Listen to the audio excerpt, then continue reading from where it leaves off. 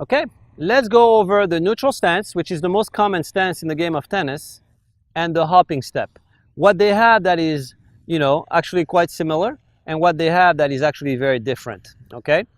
The neutral stance is this one, where you actually put your foot forward and then you hit, okay? I have to go over one of the most common mistakes that people make, which is to actually lock their hips.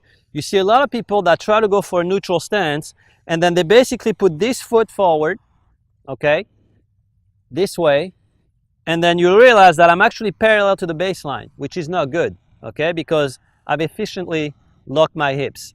Okay, if you do that too long, too often, you're actually going to start to develop some knee pains and some hip pains, okay? So we want to make sure that you do not make the mistake to think that this is a neutral stance. The neutral stance is actually forward, okay, in nature, where both feet are aligned, okay? They're not crossed this way, they're aligned forward towards the direction of your shot, okay?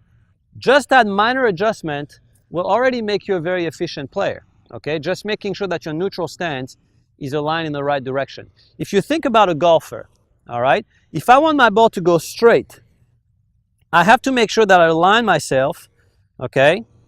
Both my feet have to be aligned with the direction of my shot, okay? If I were to play the ball towards you, my feet would basically align themselves towards you, okay? That would be the equivalent in golf for the neutral stance, okay? You have to make sure that, the pivot only happens once your legs are aligned.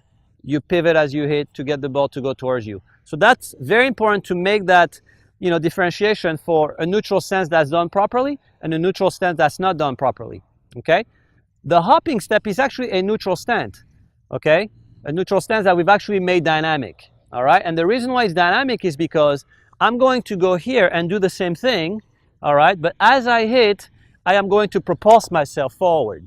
Okay, that's going to help me to be extremely aggressive and go towards the ball and still be in control. It frames my shot perfectly, but it gives me power and it gives me an edge. Okay, so I'm going to show it to you again. I'm going to go in a neutral stance and then I'm going to jump into the shot with more power, more control, and again more penetration.